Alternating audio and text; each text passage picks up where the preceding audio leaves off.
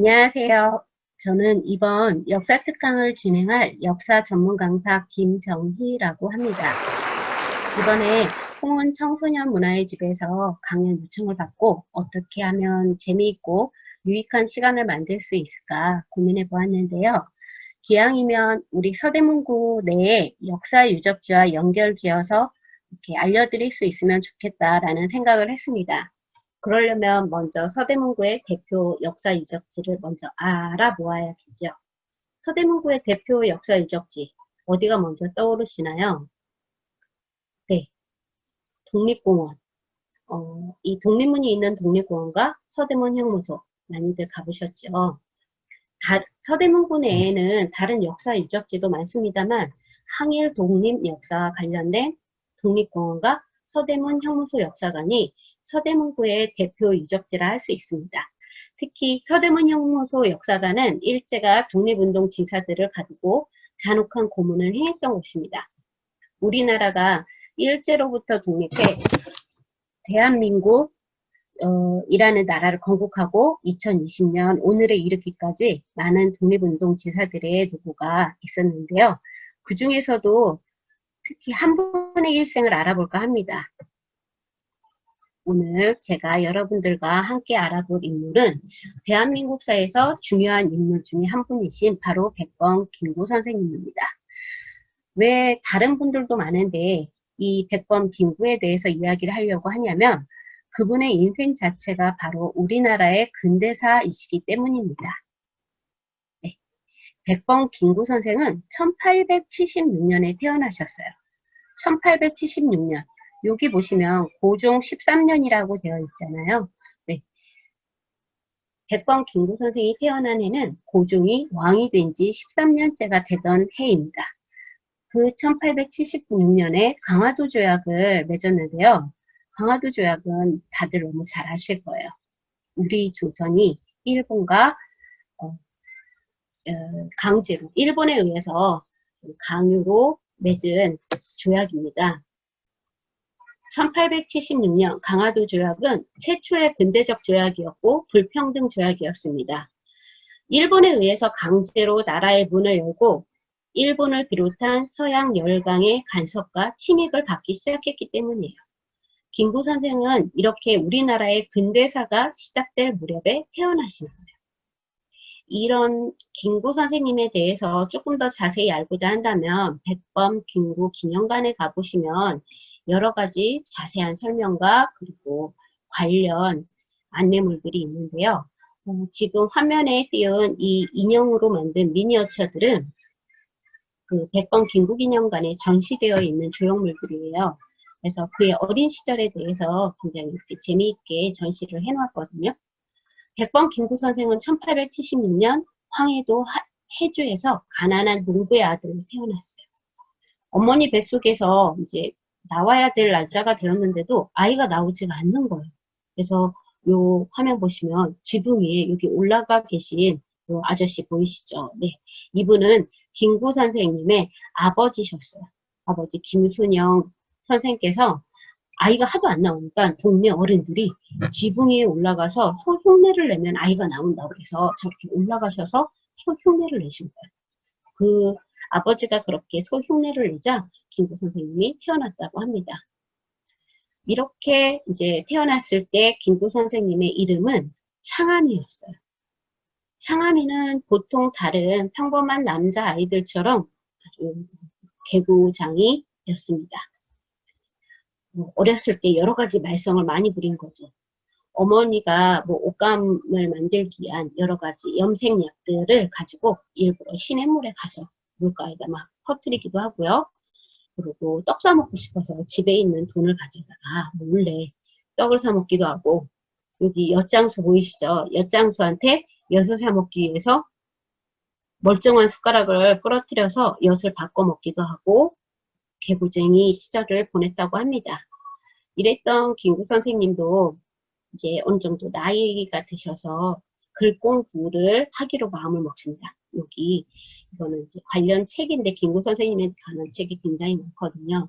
근데 그 책 장면 중에서 재미있어서 제가 이 부분을 사진을 찍어봤는데요. 막 눈에 막 불이 타고 있죠. 네.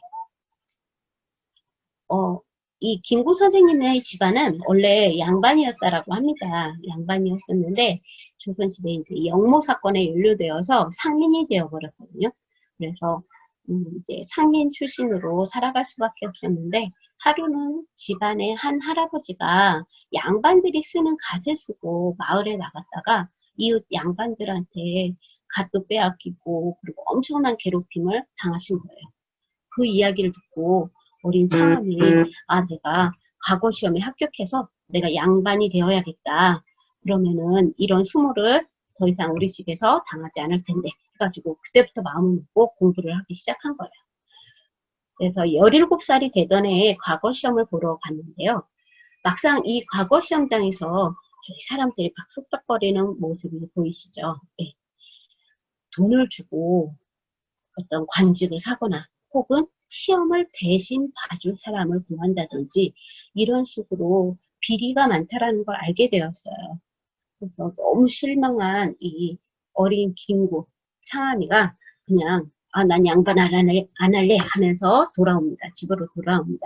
그리고 아버지에게 자신이 왜 과거 시험을 안 보고 돌아왔는지 이야기를 하니까 아버지께서 그래도 뭔가 이제 살 방법을 마련해야 되지 않겠냐. 그러면서 아버지가 권한 게 관상 공부하고 풍수지리 공부를 권하신 거예요. 그래서 여기 만화에 보시면은 맨 마지막에 창암아 그러면 풍수나 관상 공부를 해보면 어떻겠니? 풍수의 능의 조상을 명당에 모시면 자손이 잘 되고 관상을 잘 보면 좋은 사람을 만날 수 있단다. 그러니까 이런 일을 하면서 생계를 유지할 수도 있고 여러 가지로 이 공부가 사는데 도움이 된다고 아버지께서 권하신 거예요. 그래서 아버지가 권한 대로 그 관상 공부를 하다 보니까 이 관상 공부를 하다가 본인의 얼굴 관상을 본 거죠. 그래서 훌륭한 사람이 될 이 관상이 아니라는 걸 알았어요. 그래서 너무 실망을 했는데 그래도 포기하지 않고 계속 책을 읽다 보니까 그 책에 이런 내용이 있더라는 거예요. 얼굴 좋은 것이 몸 좋은 것만 못하고 몸 좋은 것이 마음 좋은 것만 못한다라는 글이 있었어요. 그래서 그때부터 어린 창암이는 얼굴 좋은 사람보다 마음 좋은 사람이 되어야겠다라고 결심을 합니다. 그렇게 결심을 하고 어떻게 마음 좋은 사람이 될 수 있을까 고민을 하던 창암이한테 이 동학이라는 새로운 종교가 이제 새로운 종교를 알게 되었는데요. 이 동학은 여러분도 잘 아시다시피 천주교를 서학이라고 불렀었단 말이죠. 이 서학에 반대해서 조선의 형편에 맞게 만들어진 새로운 종교였어요. 그 당시에 굉장히 많은 사람들이 믿었던 종교인데 이 어린 창암이에게도 이 동학이 너무나 크게 와닿았던 거예요. 동학의 사상 중에 인내천이라는 사상 혹시 아시나요? 사람이 곧 하늘이다. 즉 모든 사람은 평등하다라는 게 동학의 이야기거든요. 주된 이야기. 그러니까 창암이 나는 마음 좋은 사람이 돼야겠어 하고 막 공부를 하던 차에 인내천, 모든 사람은 평등하다. 이런 이야기를 들으니 동학에 끌릴 수밖에 없겠죠. 그래서 이때부터 이름을 창암에서, 그러니까 창암이는 어린 시절에 불리던 이름이기 때문에 성인이 되면서 이름을 창수로 바꾸고 그리고 동학 공부를 열심히 합니다. 어느 정도로 동학 공부를 열심히 했냐면 나이가 어린데도 불구하고 동학에 이렇게 도통하게 되어서 많은 사람을 이끄는 애기접주라는 별명도 얻을 정도였었어요. 네. 그리고 동학농민운동이 일어납니다. 네. 동학농민운동은 강화도 조약 이후 일본이 우리나라에서 이 쌀을 굉장히 많이 일본 본토로 수입을 해갑니다. 일본이 쌀을 많이 사가니까 조선의 지주들, 양반들은 일본에게 쌀을 많이 팔고 그러다 보니 이 모든 피해는 고스란히 평민들, 농민들에게 다 돌아갔거든요. 1년 내내 힘들게 농사를 지었는데 막상 자신들이 먹을 쌀은 없는 거예요. 그리고 너무 많은 것을 빼앗아 가고 그러니까 힘들어진 농민들이 동학농민, 이 당시 농민들이 동학을 많이 먹기도 했고, 그래서 동학농민 운동이 일어나게 됩니다. 창수도 동학농민 운동에 앞장서서 참여했겠죠. 동학농민 운동이 이렇게 일어나니까 굉장히 적극적으로 참여합니다. 그러면 나라에서는 이런 난이 일어났는데 이거를 어떻게든 해결을 해야겠죠. 그래서 동학농민 운동을 진압하기 위해서 고종과 민비가 청나라의 도움을 요청합니다. 그리고 그러자 이때 일본도 함께 들어오는데요. 이게 어떤 빌미가 돼서 일어난 게 바로 청일전쟁이에요.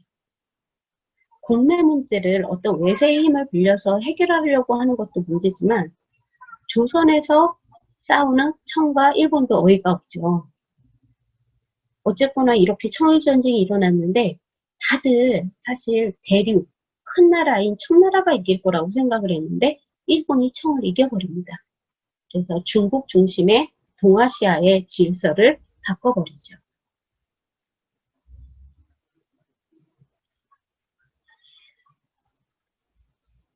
동학농민군은 청일전쟁에서도 이긴 일본의 군사력을 당해낼 수가 없었겠죠.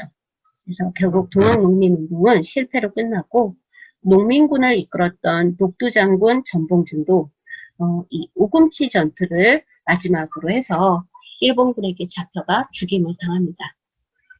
그렇다면 동학농민운동에 참여했던 이 백범 김구 선생, 이 김창수도 어떻게 몸을 피해야겠죠. 잡히면 이제 끌려 들어갈 수밖에 없으니까. 그래서 저기 멀리 청계동에 안태원 진사의 집으로 이렇게 몸을 피합니다.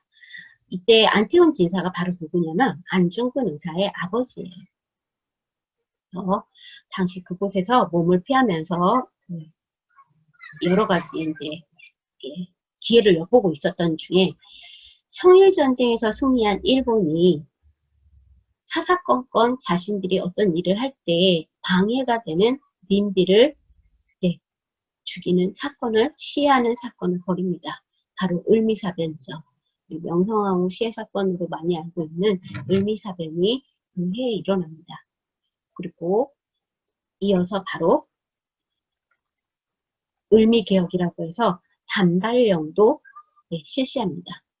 굉장히 많은 양반들이 반발을 하였던 급진적인 개혁입니다.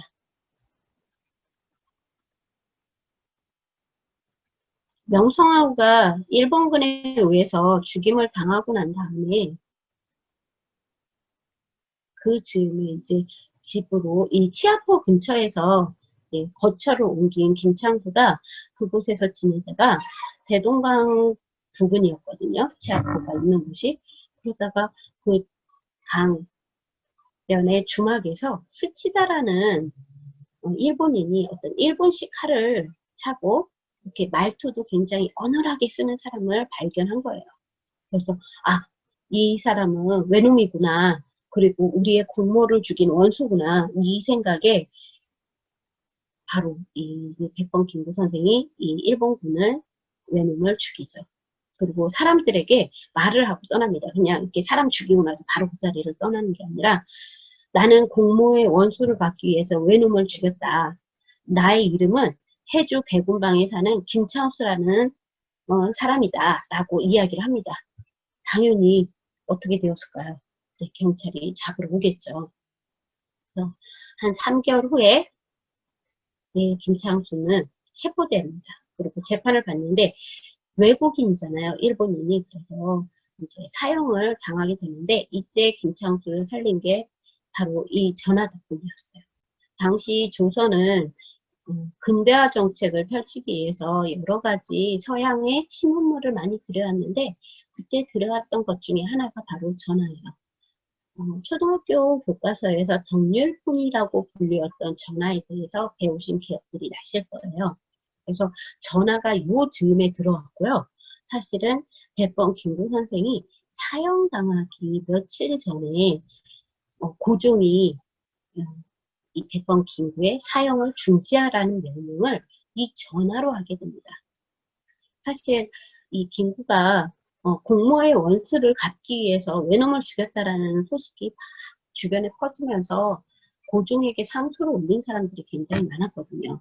그래서 이 사실을 알게 된 고종이 이제 긴구의 어떤 사형 중지 명령을 내린 거죠. 그리고 그냥 만약에 전화가 없었다면은 이 소식이 궁에서 이 김창수가 잡혀있던 일본 인천 감옥까지 전해지기까지 시간이 좀 걸려서 사형당할 수도 있었는데 다행히 전화 덕분에 살 수가 있었어요. 그리고 이 내용은 그 백범일지, 김구 선생님이 쓰신 백범일지에 잘 나와 있는데요. 여기 보시면은 자신이 왜 죽였는지, 그리고 이 전화가 인천에 어떻게 통하게 되었는지 그 내용이 백범일지에 쓰여져서 우리가 이 사실을 알 수 있었어요. 사실은 이러한 사항은 어떤 부분들 역사책에 나와 있는 건 아니고 백범일지에 다 꼼꼼히 쓰셨기 때문에 우리가 이런 사실을 알 수 있습니다. 그래서 고종의 명령으로 사용은 중지가 되었는데요. 이게 언제 풀려나갈지를 모르는 거야. 그래서 책을 계속 읽고 기다리다 주변에서 계속 보내요. 이렇게 감옥에만 있으면 안 된다. 빨리 나가서 일본이 지금 우리나라를 침략하려고 한다라는 걸 사람들한테 알리고 그걸 막아야 된다라고 권하는 주변 사람들이 많아서 감옥을 몰래 탈출합니다. 자, 아까 말씀대로 지금까지 나왔던 역사적인 사건들을 다시 한번 정리를 해보자면 강화도 조약이 맺어진 해에 백범 김구 선생님은 태어났고요. 그리고 청년기에 여러 공부를 하다 동학을 알게 되고 그래서 동학농민운동에도 참여를 합니다. 이 동학농민운동은 청나라의 도움을 요청한 조선으로 인해서 청나라군과 일본군이 동시에 우리나라에 들어오게 되고 그래서 청일전쟁이 일어나요. 일본이 이기게 되고 일본이 우리나라에서 어떤 세력을 조금 더 장악하기 위해서 사사건건 일본에 반대하던 민비를 죽이는 을미사변을 일으키고 반발령을 실시하는 을미개혁을 실행을 하죠. 고종 입장에서는 자신의 부인이 바로 옆방에서 죽는 그런 과정을 다 알았잖아요. 그러니까 도저히 거기서 살 수가 없겠다 싶어서 어떤 일본군의 이제 경복궁 감시가 조금 느슨해진 틈을 타서 군 빠져나가죠. 이 사건이 바로 뭘까요? 네, 러시아 공사관으로 거처를 옮긴 사건. 여러분들이 너무나 잘 아시는 아간 파천입니다. 고종이 다른 나라의 공사관으로 몸을 피해 있으니 거진 1년 정도 있었거든요. 1년 정도 러시아 공사관에 몸을 피하고 있으니 다른 나라들이 조선에 이입되는 권리들을 어떻게 할까요? 다 뺏으려고 하는 거죠. 열강들의 이권 침탈이라는 말이 힘 있는 여러 주변국들이 우리나라에서 이익되는 권리를 다 뺏어가려고 한다는 거예요. 여기 보시면 미국도 있고요. 영국, 프랑스, 독일, 일본 이런 주요 열강들이 우리나라에 이권을 요구합니다.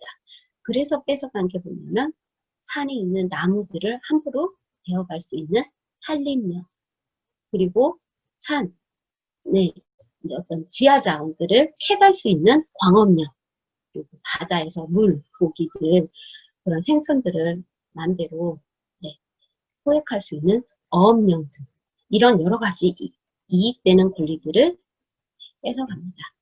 그러면 이렇게 우리의 권리들을 뺏기는 것을 보고만 있을 수는 없겠죠. 그래서 이때 활약했던 단체가 바로 독립협회입니다. 독립협회는 그 서대문 형무소 역사박물관 바로 옆에 있는 국립공원 내에 만들어졌어요. 오며 가며 여러분들이 많이 보셨던 곳입니다. 우리한테 익숙한 국립문 보이시죠? 제가 사진을 2개를 마련을 했는데 이거는 예전에 지금의 모습이 아닌 예전 독립문과 지금 현재 자리로 옮긴 독립문입니다.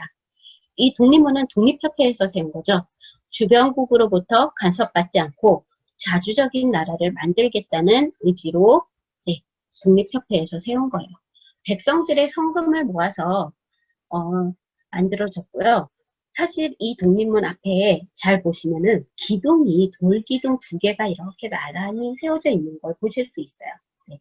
청나라 사절단을 맞이하던 문이 영업문이라는 게 있었거든요. 그래서 돌기둥 위에 나무로 꾸며진 문이 있었는데 그 영업문, 그러니까 청나라 사신들은 조선의 왕을 만나기 위해서 이제 이렇게 육지로 이렇게 올 때 반드시 이쪽 지역을 지나가는 거예요. 그래서 청나라 사신을 환영합니다 라는 그 영업문을 지났는데 그 영업문을 헐어버린 거예요. 독립협회에서.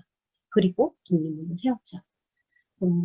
1896년 6월 20일자 독립신문에 다음과 같은 사설이 실렸다고 합니다. 이 독립문에 대한 기사였는데 이 문은 단지 중국으로부터 독립을 의미하는 것이 아니라 일본으로부터, 러시아로부터, 그리고 유럽 열강으로부터 독립을 의미하는 것이다. 그러니까 주변의 여러 힘 있는 나라들에게 이제 독립을 하겠다라는 의지를 보여주는 상징적인 문이라는 거죠. 이 기사만 보더라도 그 독립문 건설이 조선의 어떤 자주 독립 의지를 만천하에 알렸다라고 볼 수가 있겠죠. 그리고 또 그 영업문 옆에는 사실 모화관이라는 숙소가 있었어요. 그 청나라 사신들이 머무는 숙소가 있었는데 그 모화관을 독립협회에서 돈 주고 구입합니다. 그리고 이제 고종이 허락도 받고요. 그래서 거기에 뭘 세우냐면 바로 독립협회 사무실, 독립협회를 거기에 세워요. 지금 그 자리에는 뭐가 있냐면요. 여러분들이 직접 가셔서 보실 수도 있는데 독립관이라고 해서 우리나라의 여러 애국지사들을 모셔놓은 곳으로 지금 유지되고 있습니다. 독립협회는 그곳에서 어떤 새로운 교육 그리고 산업을 개발하고 그 당시 사람들이 많이 믿었던 미신을 타파하기 위해서 여러 가지 교육을 펼쳤고요. 뿐만 아니라 많은 토론회와 연설회를 열었습니다. 만민공동회 들어보셨죠? 이 독립협회는 누가 세웠죠? 네, 여러분들이 너무나 잘 아시는 서재필 박사입니다. 국립공원 한가운데 보시면 이렇게 서재필 동상이 있는데요. 이 서재필은 18세의 어린 나이에 과거에 장원급제했다고 합니다. 그래서 굉장히 영재로, 인재로 이제 사람들의 어떤 촉망을 한 몸에 봤던 천재였다라고 볼 수 있는데요. 그럼 그가 미국으로 가서 의사가 됐었어요. 뭐야? 과거 급제했는데 미국 가서 의사가 됐다고? 네, 미국을 간 이유가 있어요. 여러분도 잘 아시는 3.1천하 갑신정변 때 김옥균과 함께 이 서재필 박사도 갑신정변에 참여했었거든요. 근데 갑신정변 어떻게 됐죠? 3.1천하, 3일 만에 실패했어요. 그러니까 그 당시 관계자들은 이 갑신정변에 관여했던 사람들은 다 죽임을 당하거나 이런 일들이 벌어졌기 때문에 서재필 박사도 정변의 주역이었기 때문에 처음에는 일본으로 망명을 했다가 나중에 미국으로 건너가서 이제 여러 가지 이제 어려움을 딛고 의사가 되었죠. 그래서 이제 의사가 돼서 나름 편하게 살 수도 있었던 그가 다시 고국으로 돌아온 이유는 이제 이 시기에 이제 우리나라 정부로부터 어떤 도움 요청을 받은 거죠. 관리로 일을 해줄 수 있는가, 우리나라의 개혁을 위해서 좀 일조할 수 있겠는가 해가지고 중추원 고문으로 초빙되어 돌아옵니다. 그러니까 미국의 어떤 여러 가지 앞선 선진 문물을 온몸으로 체험을 했잖아요. 서재필 박사는. 그러니 그런 다른 나라에 발달된 여러 가지 문물들과 그리고 시민 사상들 그런 것들을 사람들에게 알리는 계몽 활동을 하죠. 그리고 이런 소식들을 사람들에게 빨리빨리 전하기 위해서 독립신문도 간행합니다. 이 독립협회는 서재필 박사가 1896년에 창립합니다. 그래서 우리가 오며 가며 자주 보았던 독립공원 내에 독립협회 자리에 있는 지금 독립관 그리고 서재필 동상 독립문, 영업문들을 다음번에 기회가 되신다면 자세히 또 한번 보시면 좋겠죠. 서재필 박사의 당시 실물입니다. 그리고 독립신문은 여러분도 잘 아시겠지만 한글판과 영문판 두 가지 버전으로 나왔었어요. 사람들에게 많이 여러 소식을 알리기도 해야 되지만 해외에도 우리나라 소식을 알려야 된다 해서 두 가지 언어로 발행되었었어요. 그리고 독립협회가 한 일이 또 하나가 또 있습니다. 열강이 막 우리나라에 이익되는 권리를 마구마구 뺏어가고 있는데 국왕이 외국 공사관에만 머무르고 있는 건 부끄러운 일이다. 그러니까 돌아오셔야 된다. 러시아 공사관에서 나오셔야 된다. 이러면서 환궁을 강력하게 요구한 것이 바로 독립협회예요.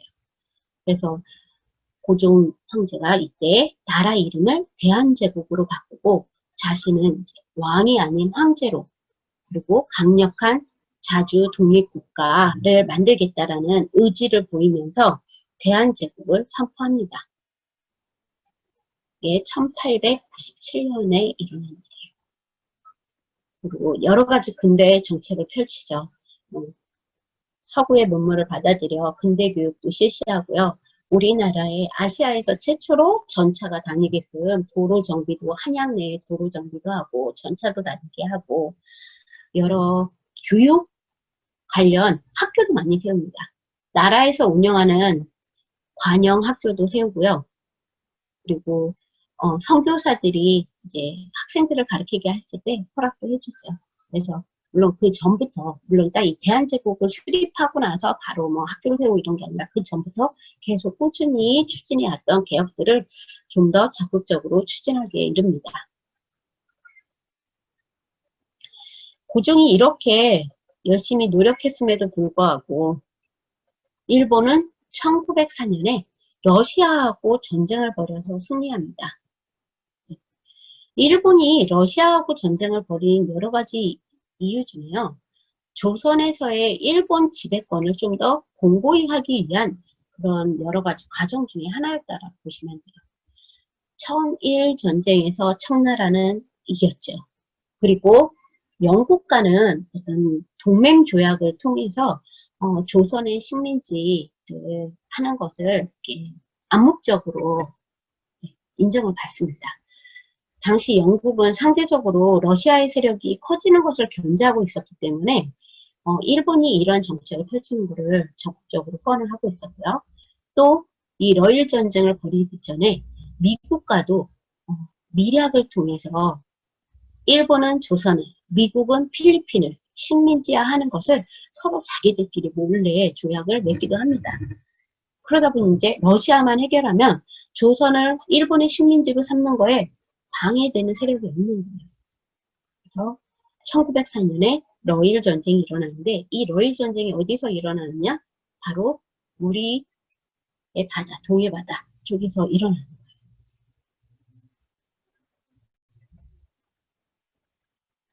그래서 러일 전쟁에서 승리한 일본이 한반도 관련국 외교협상에서 한반도는 이제 내 거야. 그러니 요 뒤에 보이시죠? 일본인 뒤에 어떻게 되나요? 미국과 영국이 이제 허락을 하는 그런 분위기죠.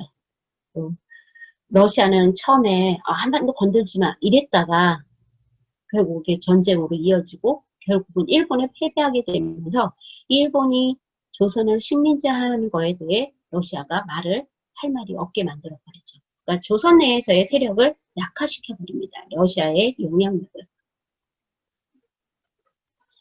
그래서 이 러일 전쟁이 일어나고 난 다음 해에 바로 일어난 사건은 뭘까요? 네. 조선의 외교권을 강제로 빼앗는 을사늑약이 1905년에 일어납니다.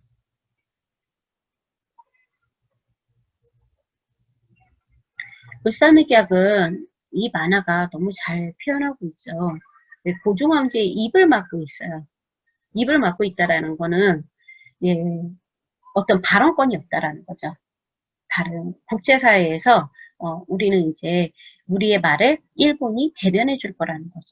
할 말이 있으면 저한테 하세요. 이런 식으로. 그래서 대한제국의 외교권을 뺏기게 되는 을사늑약을 맺습니다. 그러니까 여기 보시면 이런 을사늑약을 강제로 지금 고종이 맺고 있고 백성들은 이런 부당한 조약은 인정할 수 없다 하면서 의병을 일으키고 그리고 고종도 이에 세계 여러 나라에 이 사실을 알리기 위해 특사를 파견하죠. 네, 헤이그 특사 파견. 아실 거예요.